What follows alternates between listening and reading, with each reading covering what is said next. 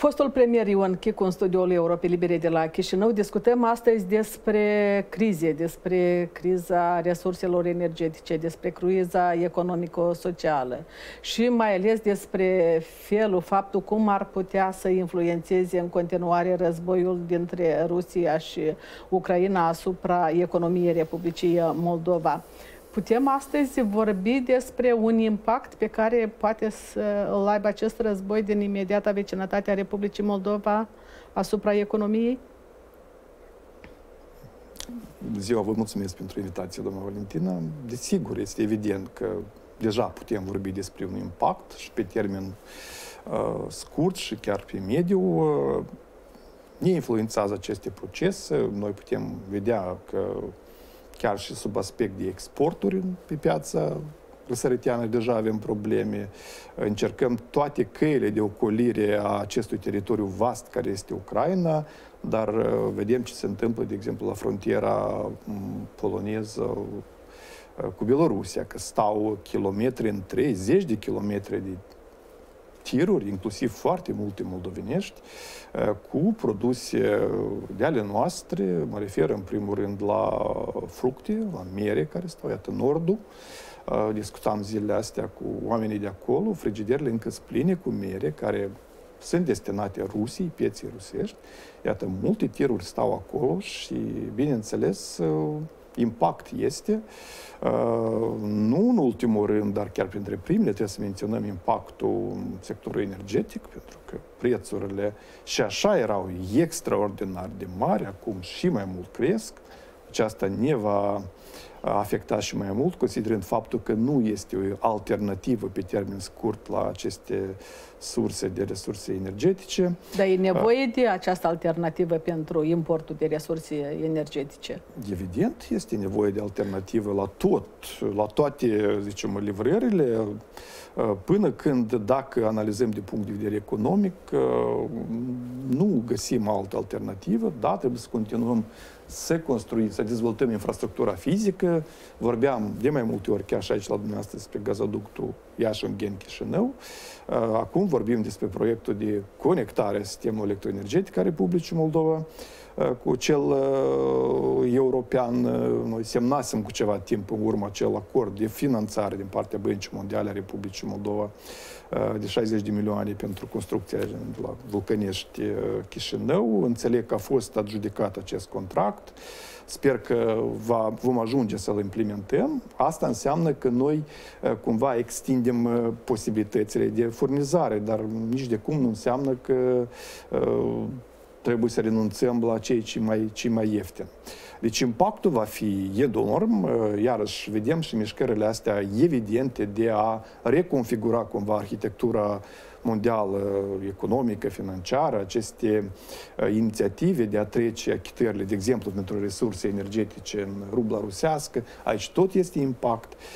De ce? Bineînțeles că pe termen scurt și mediu acest război ne va afecta foarte mult. Cel mai probabil acele sancțiuni economice care au fost impuse Federației Ruse pe parcursul mai mult de o lună de când a izbucnit acest război ruso-ucrainean, acele sancțiuni va face Rusia să-și schimbe atitudinea față de partenerii pe care îi are? Inclusiv mă refer la Republica Moldova. În primul rând, dacă vorbim despre rapoartele, relațiile pe care le avem noi, nu ar trebui să-și schimbe, pentru că noi am declarat foarte clar că noi menținem neutralitatea și, din acest punct de vedere, noi susținem totalmente poziția autorităților Republicii Moldova. Moldova nu se regăsește pe lista țărilor neprietenoase. Nu se regăsește, am declarat o poziție neutră. Ce-i de remarcat că și partenerii noștri importanți occidentali au declarat oficial că respectă acest statut de neutralitate. Ne amintim vizita secretarului de stat Blinken la Chișinău, care, dacă nu mă greșesc, eu cam prima dată am auzit noi așa declarații din partea unui oficial înalt american că ei respectă statutul de neutralitate. Deci toate astea, cumva, sau poziționarea de moment a Republicii Moldova nu trebuie să implice, eu știu, sancțiuni, cu atât mai mult că noi nu ne-am aliniat la sancțiuni împotriva Federației Rusiei. Dar asta nu înseamnă că noi nu vom suferi din cauza evenimentelor din Dar cum va continua această cooperare între Chișinău și Moscova? Dacă cel puțin tranzitul este blocat pe teritoriul Ucrainei și o parte din exporturi vor avea de suportat cheltuieli mai mari. După cum spuneam, transportatorii încearcă să găsească căi de aceasta de ocolire. Acum, din câte înțelegem, una din căile de ocolire este prin România, și mai departe Ungaria, Slovacia și țările Baltice. Da, deci Polonia, Belorusia. Cam asta e traseul cel mai apropiat posibil. Clar că costurile au crescut considerabil și, din păcate, aceste costuri sau creșteri de costuri se pliază și pe creșterea costurilor de transport care am avut tot anul trecut, de exemplu, din China, din India, pentru că au crescut enorm costurile de livrări spre Republica Moldova, de exemplu, da? Era costul livrării unui container din China maximum $3.000, acum e 10-15, în dependență de... Deci astea sunt lucruri care se întâmplă indiferent de acest conflict din Ucraina.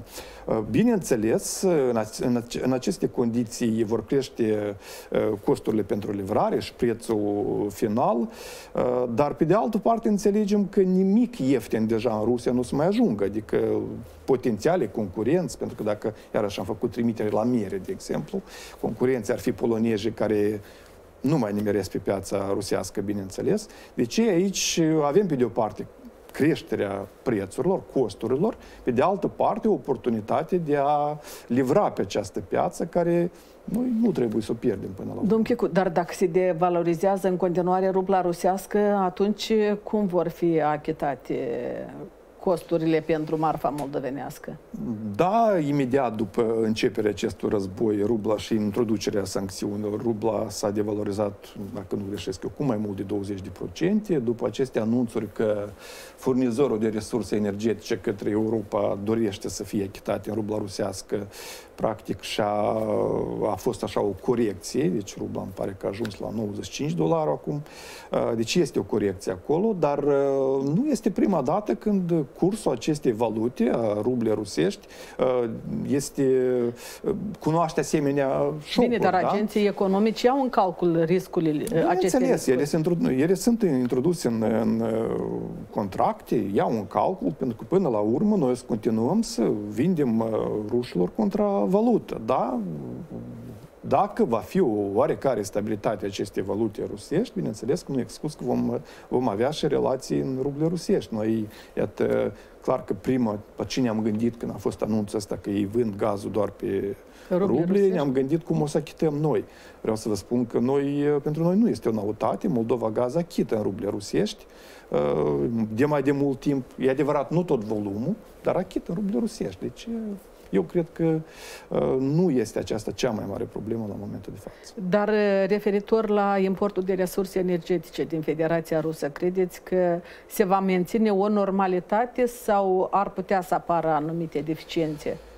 M-ați întrebat un lucru care tot mă pune pe gânduri, pentru că chiar de ieri am ascultat atent, adresarea președintelui Zelenski către summitul ăsta Uniunii Europene, da? Deci, și de fiecare dată, în fiecare zi, el cere insistent ca Europa să nu procure de la ruși gaz, petrol ce mai cumpără ei, da?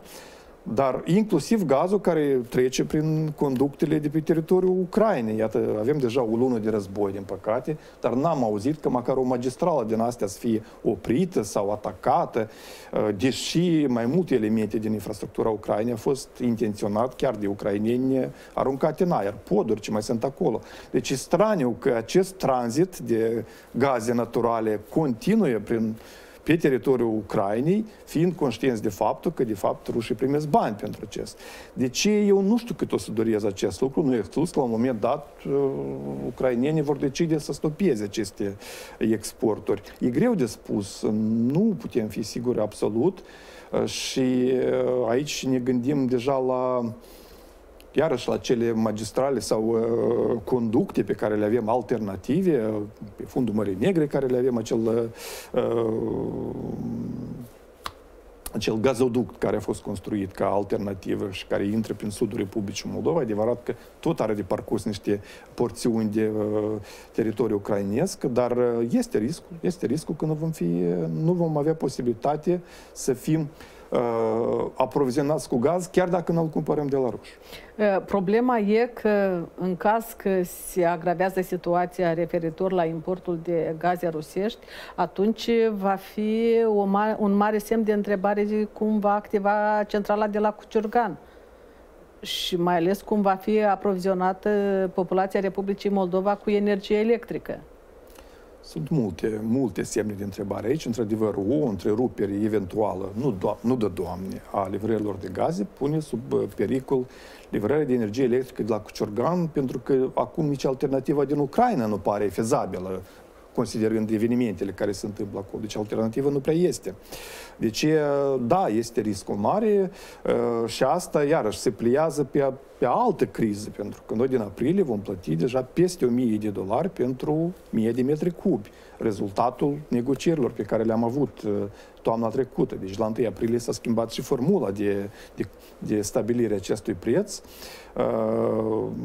Slab imaginez cum o să putem noi să achităm acest preț, primul. Și Domnul Ceban de la Moldova Gaz a dat asigurări că vor fi făcute achitările la timp. Domnul Ceban cunoaște bine situația, dă asigurări, dar nu am văzut măcar o lună Moldova Gaz să achite livrările fără suportul din partea bugetului de stat, care nu va mai fi de la 1 aprilie, din câte știți, nu vor mai fi aceste compensări. Dar din decembrie încoace, din buget am achitat în fiecare lună ca să putem plăti. Și s-a subțiat rău de tot bugetul? O să revenim la buget, dar dacă un pic la problema gazelor. Deci noi vom avea dificultăți mari ca să putem plăti acest preț. Facem abstracție de posibilitatea de livrare fizică. Ok, da? Se termină sezonul rece, vine sezonul cald și atunci consumul va fi mai mic. Eroarea gravă care o facem noi dacă considerăm că nouă gaz ne trebuie numai iarna. Da, noi să fim călduți, dar agenții economici care... Întreprinderile lucrează pe gaz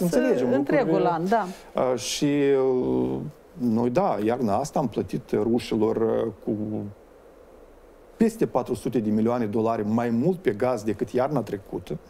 Deci cu $400 de milioane mai mult decât iarna trecută. Apropo, asta e echivalentul datoriei cei discutate, deci părții principale a datoriei care tot era disputată, pe care trebuie să facem audit, către 1 mai și tot așa mai departe. Deci rușii ce-au făcut, dar iarna asta ne-au luat bani cât o datorie întreagă, dar totodată datoria încă rămâne valabilă, cu audit sau fără audit. Deci aici sunt multe întrebări, mai ales că nu este clar care este perspectiva acestui contract, care chipurile a fost prelungit pe 5 ani, pentru că nu vom avea către 1 mai acel audit, respectiv nu vom avea reglementată datorie, deci sunt mai multe dar pentru întrebări. A devenit clar de ce totuși partea rusă, Gazpromul, nu era atât de încântat de acest audit? Eu, din câte înțeleg, la fiecare ședință a Consiliului de Administrare, toate adunările astea care se făceau, nu stătea întrebarea referitor la existența acestei datorii, pentru că până la urmă este vorba de operațiuni de livrare a gazului care este luat la evidență inclusiv la vamă. Aceste datorii? Am vorbit de atâtea ori despre acest lucru, este cunoscut faptul cum au apărut. Gazprom livra părții drepte a nistului gaz și partea dreaptă nu achita. Din astea 400... Părții stângi. Partea dreaptă. Deci partea stângă lăsăm deoparte, că noi nu vorbim de cele 7 sau 8 miliarde. Noi dar vorbim nu de s-a achitat pe parcursul la câți ani? Pot să vă spun cum nu s-au achitat. Din acestea 430 de milioane, plus minus 430 de milioane de dolari care au fost a părții dreapta, da, 393 sunt acumulate în perioada 2011-2015. Deci 393 din 430 sunt achitate în perioada istorică de succes. Și încă 57? Și încă 57, o parte în 2007 au fost achitate, deci acumulate, o parte aici la sfârșitul lui august, dacă nu greșesc eu. Da? Deci, dar 393, adică 93% din toată datoria istorică. De ce Gazprom n-a cerut atunci acele datorii? Gazprom a introdus aceasta în contract, a introdus această posibilitate de a deconecta Republica Moldova, înțeleg, în 2011, când expirase contractul semnat pe 5 ani în 2006, deci partea moldovenească a acceptat atunci, nu au cerut până atunci din vari motive, eu cred că ei aveau o strategie foarte clară, unul din elementele strategiei a fost preluarea aeroportului din Chișinău, de la acea putere care chipurile era pro-europeană, deci mai multe. Din 2016, partea moldovenească, noi, partea dreaptă, nu am acumulat niciun cent datorii, ba mai mult, de atunci îmi pare că din acea datorie acumulată în anii 11-15, în jur de 50 sau 60 de milioane de dolari au fost achitate chiar din datorie cecă. Dar nu e o poziție duplicitară. Acum, în 2022, în ianuarie, o zi dacă se întârzie achitarea pentru Gazprom, se închide robinetul și atunci ani în șir au lăsat ca datoriile să se acumuleze. O fi ca o după poziție, asta să devină o pârghie de a șantaja Republica Moldova. Este adevărat, este o poziție. O putem trata ca duplicitară, pentru că apare întrebarea de ce, de exemplu, în 2016, 17, 18, când la Chișinău, de exemplu, era la conducere Partidul Democrat, da? Care era totalmente, cumva, nu era chiar mare prieten a Rusiei, de ce atunci rușii nu solicitau întoarcerea datoriilor? Și de ce nu solicitau? V-am spus, probabil că aveau planuri, vedeau că se achită datoriile curente, se mai achită ceva de urmă, eu nu pot să spun. Dar eu admit, și am spus de fiecare dată, energetica este politică și noi, dacă suntem naivi care credem că nu o să utilizeze cineva împotriva noastră acest instrument, avem de plătit. Deci atunci când mergi la negocieri și înainte de a urca în avion treci pe la tribuna Parlamentului și spui că mă duc să negociez cu cineva care mă șantajează, pe urmă ajungi acolo și zici pe mine nu mă interesează ce au făcut precedenții, eu nu recunosc datoriile, și pe urmă încerci a negocia o formulă pentru livrarea gazelor, care până la urmă ieși și zici că l-am dominat, au acceptat propunerea noastră și iată acum avem $1000. Și asta înseamnă că noi plătim cel mai scump din Europa pentru gaz. Și dumneavoastră credeți că Gazpromul i-a prins pe picior greșit pe cei din Republica Moldova? Eu pot să cred diferite, dar eu văd că Moldova plătește toată iarna mai mult decât toate țările din jur. Dumneavoastră ce credeți? Eu cred că Rusia, politic, oricum avea în vizor și Republica Moldova. Bine, suntem bine politic atunci, dar plătim $1000. E ok formula. Dar tot dumneavoastră ați spus ceva mai devreme că vă spun, deci, componenta economică e dominată politic. Nu doar, da, și în special sectorul energetic. Noi lucrul ăsta trebuie să-l înțelegem și atunci când înțelegem situația în care ne aflăm, că furnizorul până când este unul și este monopolist, noi trebuie să fim raționali. Nu am fost raționali, din păcate. Toate aceste crize pot duce și către o criză alimentară? Din păcate, da. Din păcate, da, considerând rolul și ponderea pe care are Ucraina și Rusia pe piața internațională a produselor alimentare și deci, poate duce la o criză alimentară și noi vedem mai multe semnale, chiar declarații. Iată, Macron nu de mult a declarat alții, deci este o problemă și un risc major. Ziceam ceva mai devreme că o să revenim și la soarta bugetului. E o povară grea astăzi pe bugetul Republicii Moldova și cum vedeți dumneavoastră ca să ajungă mai multe venituri în haznaua statului?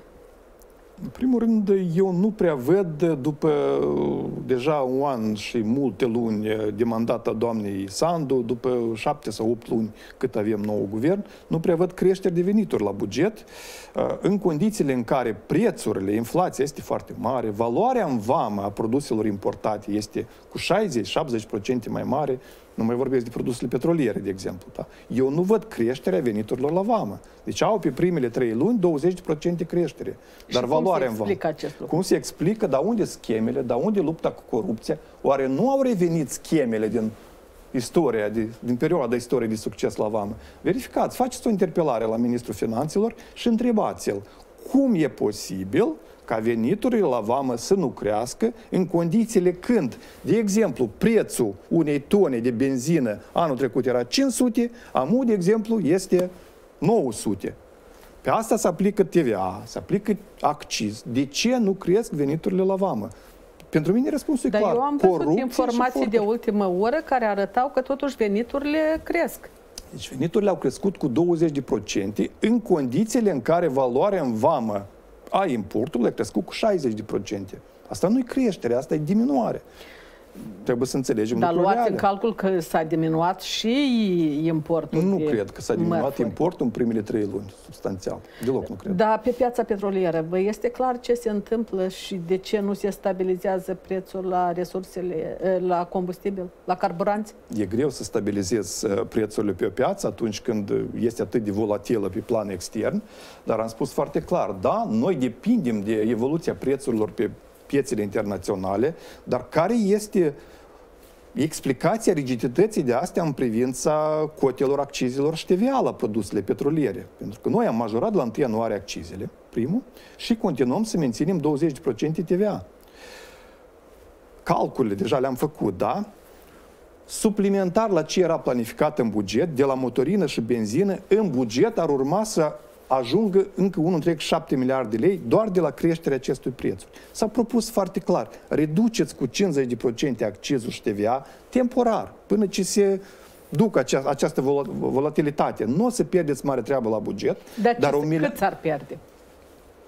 Deci dacă diminuăm cu aceste 50% pe 3 luni, eu cred că nu vor acumula cu 1,7 miliarde mai mult, dar vor acumula, de exemplu, cu 300-400. Dar asta e suport agriculturii, transportatorilor, deci bani care trebuie să economie. Asta e Dacă ați fi dumneavoastră în fruntea guvernului, eu aș face asta imediat până la 1 iulie. Imediat, pentru că dacă mi-am planificat o creștere de 10% la buget și văd că ea e de 200%, eu înțeleg că asta e anormal. Și înțeleg de unde eu iau. O iau de la agenții economici, de la consumatori. Nu funcționează așa mecanismul. Ei se bucură acum de o creștere neașteptată, dar ea lovește în același sector agricol care, considerând și riscurile securității alimentare, este, eu nu vreau să zic cuvânt așa tare, dar este o eroare maximă, o lipsă de viziune. Da, să vă duceți gândul până la capăt referitor la o eventuală criză alimentară. Pentru că știți că imediat, dacă opinia publică este informată despre acest lucru, începe să intre în panică, să facă repede provizii de crupe, de făină, de sare, de zahăr, de hrișcă, de ce mai este. Da, trebuie de specificat aici. Când vorbim de criză alimentară, noi nu vorbim doar exclusiv Republica Moldova, eu vorbesc pe plan internațional, pentru că însăși piața internațională este foarte mult dependentă de livrările din Rusia și Ucraina, atât sub aspect de produse agricole, cât sub aspect de fertilizanți. Pentru că astăzi agricultură fără fertilizanții din Rusia și alți producători nu e posibil.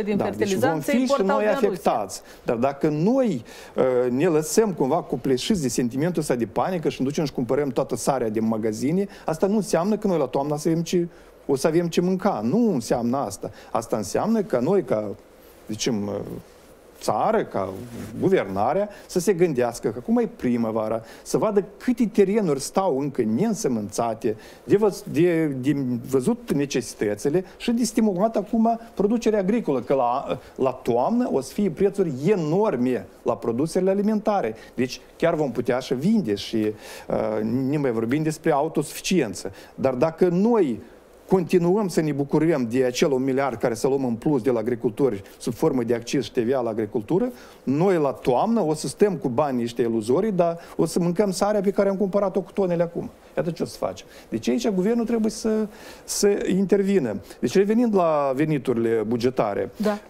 Nu se acumulează venituri la buget așa cum cel puțin nu se respectă tendința de inflației și creșterii valorii în vamă. 2. Noi am început să împrumutăm la niște rate extraordinar inimaginabile de pe piața bancară, ca urmare a politicii absolut negândite a Băncii Naționale. Au majorat rata de bază la 12,5. Rezervele oficiale a Republicii Moldova au scăzut în mai în mai puțin de o lună, cu aproximativ 220 de milioane de dolari. Ce ar însemna acest lucru? Ajungem la asta, revenim la rata de bază. Deci, rata de bază, deci costul creditelor pe piața Republicii Moldova, deci a fost majorat deja la 12,5%. Guvernul a împrumutat săptămâna trecută cu 14,3% de la băncile comerciale ca să-și poată achita pensiile, salariile și alte obligațiuni. În septembrie anul trecut, încă împrumutau pe 91 de zile cu 3,42. Deci, simțiți diferența. Asta înseamnă că costul de servirii datorilor crește substanțial. Cu 8% ar fi crescut, da? Da, deci dependență de maturitate acolo. Deci crește substanțial costurile respective. Creditele pentru agenții economici cresc costul lor, deci pentru persoanele fizice, etc., etc. De ce se face lucrul ăsta în condițiile când în Uniunea Europeană, care tot este lovită de inflație, nu în așa măsură, rata de bază este menținută de Banca Centrală Europeană la 0. La 0 e menținută. Noi am majorat deja de la 2,65 la 12,5. Din ce cauză facem lucrul ăsta? Am înțeles că au fost solicitări și din partea entităților bancare. Se majoreze rata de bază? Așa am înțeles. Nu poate fi acest lucru. Asta e așa. Asta pur și simplu partenerii, deci ca instrument îl utilizează, vreți să combateți inflația, scumpiți creditele. Dar inflația la noi generată nu de masa monetară din circulație, că este excedent, dar din cauza deci prețurilor la produsele energetice, etc., etc. Noi o să distrugem economia total prin metodele astea negândite, dar care lovesc din nou în buget. Mai departe, noi am fost atât de entuziasmați de aceste promisiuni de suport financiar de pe extern. Cu Fondul Monetar unde se 600 de negociază. milioane de euro care Uniunea Europeană ne tot măgulea cu o săptămână sau cu două înainte de 11 iulie. Întrebați Ministerul Finanțelor dacă măcar un cent a venit de atunci. Nu vin, din păcate, banii ăștia. Cel mai recent, și ieri am văzut că până la urmă a confirmat și autoritățile din acel suport chiar pentru gestionarea crizei refugiaților. 20 de milioane a fost promisă în cadrul vizitei domnului Borel la Chișinău, 0 au venit. Au mai fost miniștri din alte țări care au promis. Deci în afară de cine au dat pribalții 100.000 de dolari, restul n-au venit de milioanele acelea nimic, până când aceiași refugiați, dacă vorbim pe dimensiunea monetară, merge din bugetul nostru. Dar lăsați să se înțeleagă că asta e o povară financiară pentru Republica Moldova. Desigur că este o povară financiară pentru Republica Moldova, în special pentru autoritățile locale. Și ar trebui aceste organisme europene, internaționale, în afară de vizite frumoase, sprijin financiar. Eu înțeleg că banii ăștia o să vină cândva. Este o mare birocrație. Dar acum ne trebuie, pentru că refugiații, că sunt 100.000 la noi pe teritoriul țării, deci ei acum necesită acest suport. Da, noi primim tone sau zeci de tone de ajutor umanitar, dar până la urmă este vorba și de componenta financiară. Și din păcate o să vedeți că pentru noi, dacă primele 2-3 săptămâni era, bineînțeles, un entuziasm foarte explicabil, o să devină o povară. Noi deja, nu că vreau să zic că o să obosim, că noi o să ajutăm cât o să fie posibil, dar deja nu e posibil țara să țină această povară. Deci acestea sunt toate elemente care pun presiune pe buget, venituri suplimentare nu se văd, pentru că, după cum am spus, gestionarea este gestionare, cum o vedem. Da, acum încă mai avem luna martie, încasările la fisc sunt foarte bune, pentru că se achită și impozitul pe venit pe rezultatele anului trecut, care a fost un an excepțional de bun pentru economia țării, dar mai departe a fost favorabil și din punct de vedere climateric pentru agricultură. Anul ăsta semnele sunt mult mai și cel mai grav la capitolul respectiv, că iată noi începem deja perioada caldă a anului, da, când trebuie să demarezi lucrările la obiectivele de infrastructură, drumuri, etc., etc., nimic nu se întâmplă. Nu se încheie contracte pentru că au stopat negocierile cu aceiași finanțatori europeni pe sectoarele de drum despre care vorbim. Le-au stopat și nu merg. Deci noi nu o să avem lucrările astea în domeniul infrastructurii, care de fapt astea și-au fost motorul în 2020, care ne-au permis atunci să supraviețuim. Că doar înțelegeți bine, construcția de drumuri nu înseamnă doar ramura asta. Sunt sectoare colaterale care, deci locuri de muncă și tot așa mai departe. Aici e cel mai grav. Eu nu văd din punctul ăsta de vedere o activitate, strategie clară. Și negocierea cu FMI și se așteaptă și venirea unei tranșe semnificative și, am mai înțeles, macrofinanciar, totuși vin bani și din partea Uniunii Europene.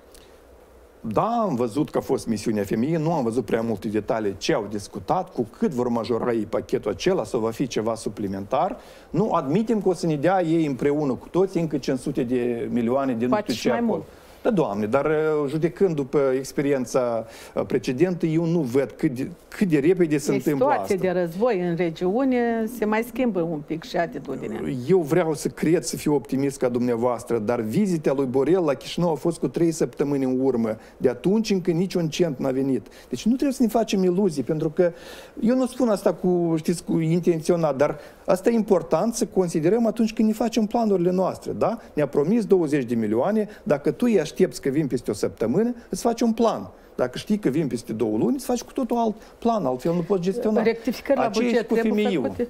Aceeași cu femeiul și cu toate asistențele astea. Dar dacă nu o să pornim economia să lucrează, nu o să mergem cu investiții în infrastructură, nu ne salvează niciun... Eu am mai spus, nu știu dacă la emisiune la dumneavoastră, tot ce primim noi de peste hotare, asta e maxim, acum poate e 10% din necesitățile noastre. Restul noi, dacă nu muncim, rămânem... Dar v-am întrebat despre rezervele valutare. Acum cu rezervele valutare. Din decembrie sau din ianuarie până acum am coborât de la 4 miliarde și 30, dacă nu greșesc eu, la 3 miliarde 400. Niciodată în istoria Republicii Moldova, în 4 luni... Când a dispărut miliardul, tot așa a scăzut. N-a căzut, nu a scăzut așa. A scăzut, e comparabilă situația. Da, măcar atunci era clar, s-au furat pur și simplu. Aici s-au dat pe... Deci 600 de milioane de dolari au scăzut rezerve valutare. Eu știu unde-s banii ăștia, i-au plătit Moldova Gaz, Gazpromului, am spus, 400 de milioane într-o iarnă, mai mult ca iarna trecută. Această valută n-a venit la noi în țară pe parcursul respectiv, n-am primit nici din credite, nici din granturi care erau promise, respectiv am luat din rezerve și le-am dat rușilor, de ce așa a scăzut. Dacă o să continue această tendință, o să înceapă a prinde becșorul cel roșu, o să înceapă presiune pe moneda națională și tot așa mai departe. Alt factor care ar explica această tendință, posibil că sunt intervențiile băncii naționale de a menține cursul, cursul valutei naționale, ca să nu explodeze prețurile și mai mult. Să se mențină artificial? Nu vreau să vin cu date speculative, dar factorul principal care a influențat diminuarea atât de drastică a rezervei valutare este faptul că noi am plătit cu 400 de milioane de dolari mai mult rușilor decât iarna trecută. Asta e valută care se ia. Și dacă ea nu intră în țară, înseamnă că e din rezervă. Rectificările la buget trebuie făcute și ar ajuta acest lucru? Sunt absolut necesare rectificarea. Eu speram că o să o facă în martie, probabil din cauza că a venit misiunea FMI și trebuie deci, renegociat acordul, au mai lăsat-o, dar autoritățile locale deja au consumat foarte multe, au consumat tot ce planificat pe an pentru resursele energetice, de exemplu. Deci este o problemă majoră pe partea de bugete locale. Mai departe, și am auzit și reprezentanții guvernului, avem o altă problemă acum. Agenții economici care au semnat anterior contracte cu statul pentru livrare de mărfuri și servicii sau care acum urmează să participe la licitații, sunt foarte reticenți pentru că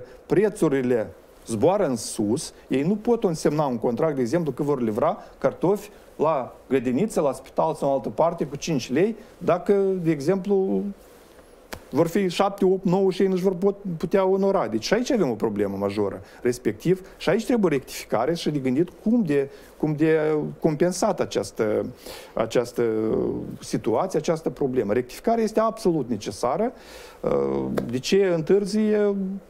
Cred că e din cauza că e problemele cu femeiul, dar da? Eu, iarăși, cu colegii tot timpul, și am ajuns odată la o înțelegere cu femeiul, voi aveți calendarul vostru, noi a nostru. Dacă voi nu vreți să-l ajustați pe vostru cu a nostru, înseamnă că este problema voastră. Deci trebuie să discutăm reieșind din problemele care le avem. Dacă noi am renunțat la rectificare din cauza că femeiul trebuie să vină, nu știu dacă e bine.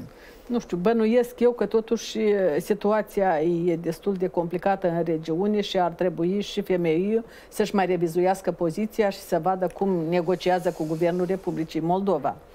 Așa... Banii, știți cum, preferă să fie calculați bine și nu acceptă emoții. Asta e Domnul Chicu, dar cum se poate la modul cel mai serios de diversificat piața de desfacere pentru mărfurile moldovenești? Vreau să salut mesajele pe care le-am auzit pe parcursul ultimilor 4-5 vizite oficiale, că au fost multe acum, din partea autorităților, președintele Republicii Moldova, președintei Republicii Moldova, în care roagă și solicită special europenilor să deschidă piața pentru noi. Am înțeles că este și chiar o deschidere, să zic așa, din partea lor. În ce măsură vom reuși noi să convertim în sens practic aceste acțiuni, solicitări, o să vedem.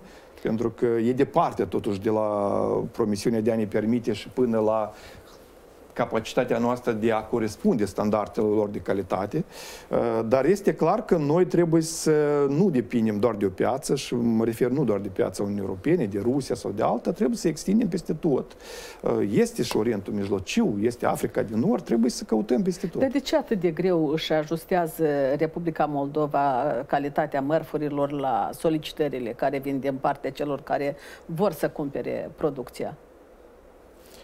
Sunt cerințe, sunt diferite standarde care nu le putem încă, zicem, respecta. De ce nu le poate Republica Moldova Sunt procese complicate. Noi nu putem zbura astăzi în cosmos, înțelegeți? Din păcate, iată, ca să pot vinde pe piața europeană elementar carne de pui, deci noi nu putem face lucrul ăsta. Nu avem chipuri de infrastructură calității dezvoltată, laboratoare. Bani s-ar găsi, nu putem avansa pentru că... Dar trebuie să nu fim naivi. Nimeni nu ne așteaptă pur și simplu pe o piață străină, da. Deci este concurență, trebuie să arăți că ești mai competitiv. Dar cum să fii tu competitiv cu, eu știu, un produs dezvoltat la noi, dacă el e mai scump din cauza factorului energetic, din cauza altor, sau știu, alți factori, că sunt mulți factori care influențează chiar și la costuri, da? Deci asta, aici sunt mai mult, un ghem întreg de... Dar cum se poate dezvolta o economie puternică în Republica Moldova? Întrebarea e complexă, dar o economie puternică poate să fie dezvoltată atunci când statul promovează niște politici clare, predictibile și încurajatoare. Eu sper că vor relua guvernarea respectivă ceea ce am început în 2019. Eu mă refer și la cele politici fiscale încurajatoare, da, care au acordat un suport economiei, eu cred, în perioada respectivă. Atunci când se mai renunță la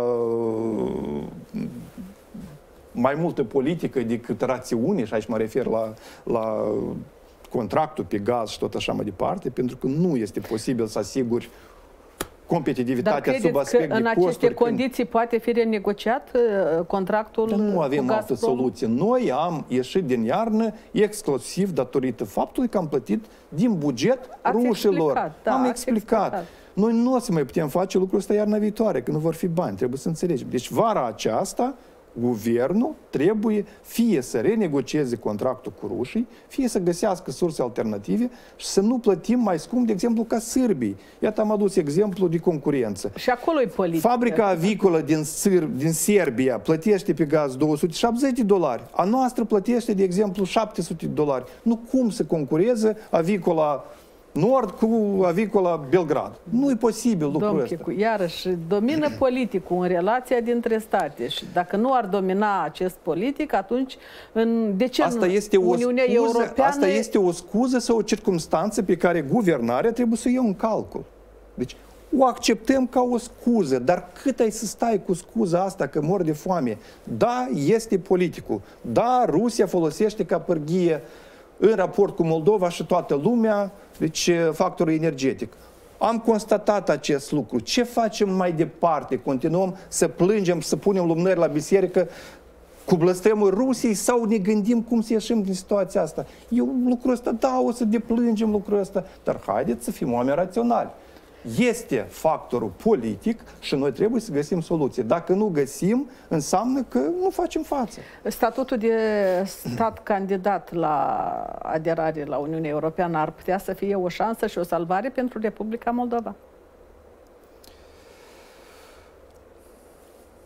Turcia este stat candidat de aderare la Uniunea Am Europeană, auzit de ani acum buni mulți. vocea Ankarei care spunea că ei vor să reia negocierile. E foarte bine, aș vrea mâine ca prin miracol să ne trezim că suntem membri a Uniunii Europene sau măcar candidat. Deci este un proces complex și europenii ne-au spus imediat cum am semnat declarativ acea cerere, liniștiți-vă, nu va fi o procedură specială pentru nimeni, pentru că asta e proces complex. A fost un pas de PR politic, îl putem susține, pentru că noi toți vrem să integrăm Uniunea Europeană, dar nu trebuie să umblăm cu Domnule, sunt niște capitolii de negociere și dacă țara își face tema de acasă, atunci nu mai apar întrebări. Trebuie să muncim, dar încercați să vedeți din 7 august până acum câte acțiuni concrete s-au făcut pe dimensiunea integrării europene conform planului de acțiune respectiv. A fost o singură ședință a acestei comisii în care s-a aprobat un plan. Unde este? Vă amintiți cât de mult era monitorizat, dar câte procente din planul este îndeplinit? 73, 74, 76, știți, parcă asta e posibil. Acum au uitat toți. Nimeni nu mai monitorizează ce se întâmplă pe această dimensiune. O cerere depusă nu înlocuiește acel volum de lucru care trebuie să-l facem. România insistă că va rămâne avocatul Republicii Moldova pe această cale de eurointegrare. Piața românească absorbe și ia o bună parte din mărfurile moldovenești. Cum vedeți dumneavoastră dezvoltarea cooperării dintre Chișinău și București? Noi trebuie să fim recunoscători la toate statele care ne susțin pe calea integrării europene, inclusiv România și alte state. Mie nu-mi place termenul avocat. Noi nu suntem bănuiți, noi nu suntem reținuți, sechestrați ca cineva. Un sprijinitor... Păi nu trebuie de folosit avocați, că noi încă nu am călcat nimic, da. Mulțumim pentru susținere. Cuvântul avocat aici e înalt. Înțeleg, dar trebuie să fim realiști. Nu o să facă România tema noastră de acasă.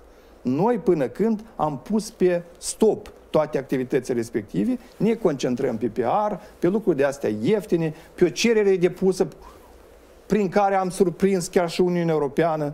Deci nu se ajunge așa în Europa. Toate aceste trei state care au creat un trio, Republica Moldova, Ucraina și Georgia, oricum au dat lovitură, au negociat cu Bruxelles că trebuie să apropie această zi de...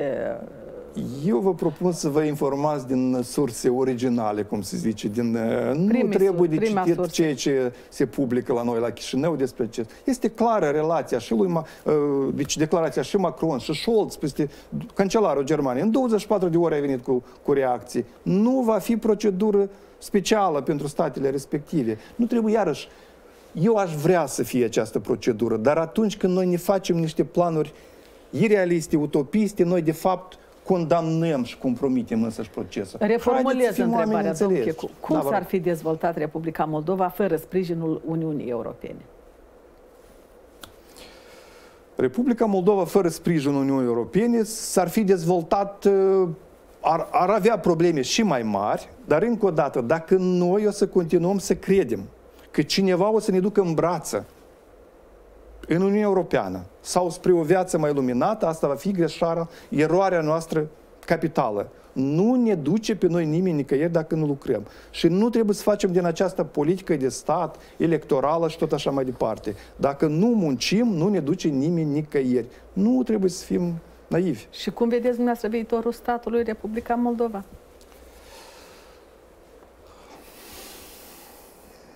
Eu am mai multe răspunsuri la această întrebare, dar toate sunt ancorate într-un optimism care este și acela bazat pe muncă. Dacă nu muncim serios, viitorul nu arată foarte luminos. Dar eu sunt sigur că noi avem potențial, capacitate să muncim și dacă ne-am declarat ca scop integrarea în Uniunea Europeană, trebuie să-l ajungem. Dar nu trebuie să utilizăm această lozincă zeci de ani la rând doar ca momeală electorală. Dar asta se întâmplă din 2009 încoace. Momeală electorală. Toate guvernele au făcut, înseamnă că prea puțin ca aceste reforme să fie și în folosul cetățeanului. De acord, dar unele au făcut deloc, nu că prea puțin, dar unele chiar au făcut regres. Și dacă mă refer la cele de 11-15 sau 10-14, acela a fost cel mai mare regres. Că nimeni nu s-a încumetat până la ei să fure miliardul, să dăruiască aeroportul rușilor și să compromită în general ideea integrării europene. Deci sunt diferite performanțe ale guvernărilor care s-au scurs de atunci. Și dacă inclusiv jurnaliștii nu vor fi obiectivi la acest capitol, calea va fi și mai nevoioasă. Dacă nu o să spunem lucrurilor pe nume, indiferent de ce preferințe politice avem, noi o să batem pasul pe loc. Din păcate. Și totuși, peste 5 ani, cum vedeți Republica Moldova? Vreau să fiu optimist, dar sunt realist. Dacă nu se schimbă nimic la nivel de abordare a autorităților, a conducerii, a guvernării, peste 5 ani va fi dezastru în țară. Și pot să explic de ce. În primul rând, continuă distrugerea sistemului administrației publice centrale și până va fi și locale. Dar dumneavoastră ați început reforma administrației publice. De ce nu a avut finalitate? De ce nu a avut finalitate? A avut finalitate. Văd că se revine înapoi, se majorează numărul de ministeri fără ca să văd mare eficiență, dar eu mă refer la epurare de cadre, de profesioniști. Dacă nu ești pas, ai plecat. Deci, aceasta este o politică atât de neghioabă care va afecta pe viitor țara. Deci va fi practic imposibil să aduci oameni profesioniști în sistemul public. Eu nu văd un mare entuziasm din partea diasporei care zicea că revine în sistemul public. Reforma administrativ-teritorială ar trebui să ajungă o prioritate pe agenda celor care guvernează? În general despre reforme, pentru că vă amintiți câte reforme ne erau promise în campania electorală? Ce reformă vedem noi de atunci? Nimic. Și-au renunțat și la reforma teritorială administrativă pe care nu au declarat-o, dar este o necesitate majoră. Nu vor face pentru că sunt afectați de virusul ăsta a populismului. Cum argumentați necesitatea reformei administrativ-teritoriale? Foarte simplu argumentez. În primul rând, calitatea serviciilor este proastă. Deci noi nu suntem țara care ne permitem 32 de raioane. Eu nu văd niciun rol la Consiliul Raional acum. Deci acest nivel trebuie exclus. Cu tot respectul, și am spus-o de fiecare dată, Republica Moldova nu poate ține 900 de primării. Noi avem foarte multe primării în care sunt 400 de oameni. Și dacă te uiți cine au rămas, adică nu este bază fiscală, doar pensionari și oameni care lucrează la buget. Deci nu e posibil lucrul ăsta. Și o guvernare care se declară reformatoare și aruncă într-un sertar departe această reformă, gândindu-se exclusiv la factorul politic și electoral, eu cred că face un deserviciu major societății. Dacă nu au să facă această reformă, dar până când nu văd, să o facă în 22-23, înseamnă că în 23 alegerile locale vor fi iarăși pe sistemul vechi. Asta înseamnă că până în 2027 noi să avem majoritatea primăriilor cu 100 de oameni în localitate. Deci asta e un nonsens absolut. Din păcate, nu văd acest entuziasm în reformare, nici pe justiție, nici pe economie, nimic. Din păcate. Oricum, până la finele mandatului actualului Parlament mai este timp, ar putea să se mobilizeze și ar putea să livreze și rezultate. Împărtășesc optimismul dumneavoastră, dar cunoașteți mai bine ca mine că reformele se fac în orice țară maximum în al doilea an de mandat. Mai departe, iarăși, se orientează tot. Nu o să fie, din păcate. Nu o să fie asta. Și dacă nu va fi presiunea măcar a partenerilor străini care trebuie să aibă o abordare obiectivă față de această guvernare, deci nu o să miște loc lucrurile. Din păcate. Iată 5 ani de... Dacă vorbim de perspectiva acestor 5 ani, nu arată foarte optimistă dacă nu se va schimba ceva. Sunt însă, cumva, vreau să sper că se va schimba ceva din atitudine, vor lăsa pe planul 2 interesele politice și se vor apuca de lucru. Dar cetățenilor, ce mesaj le transmiteți? Apropo. Vă rog? Cetățenilor, ce mesaj le transmiteți? Eu vreau să fiu onest cu cetățenii, trebuie să fim gata de timpuri grele, vremuri nu prea bune, deși au fost promise bune, nu exclusiv din cauza contraperformanței guvernării, din păcate situația este așa cum este, trebuie să înțelegem că este o perioadă complicată, trebuie să înțelegem că dacă o să ne pierdem țara, dar riscul există, ne vom, așa, spulbera prin lume, trebuie să ne mobilizăm, să cerem... Dar ce înseamnă pierde țara? Să cerem guvernării să lucreze pentru țară, să-și îndeplinească promisiuni. Ce înseamnă a pierde țara? Doamna Valentina, multe se poate spune ce înseamnă a pierde țara. Pierzi statalitatea, pierzi țara. Cum o pierzi? O formă de pierdere a țării, de exemplu, poate fi încă un val de exod, de emigrare din țară, pentru că și asta nu e exclus dacă situația din regiune va degrada și în continuare. Deci sunt multe elemente. De ce trebuie să ne mobilizăm. Încă o dată fac trimitere la puterea patra, presa, deci care practic a devenit un slujitor fidel a guvernării, deci care o protejează de toate, deci presa, ONG-urile care tot timpul au arătat corupția, au arătat este dictatura. Puterea politică de opoziție. Eu vă înțeleg, deci puterea politică de opoziție nu are nicio șansă atunci când presa numită independentă este în serviciul guvernării, dar acest lucru se întâmplă, din păcate. De ce calm? Eu la calm chem concetățenii noștri, dar dacă nu punem presiune pe guvernare și pe unele ramuri ale puterii, inclusiv a presiei, noi o să degradăm, din păcate. Mulțumim foarte mult pentru această discuție și vă mai așteptăm și cu alte ocazii. Eu mulțumesc și eu, sănătate!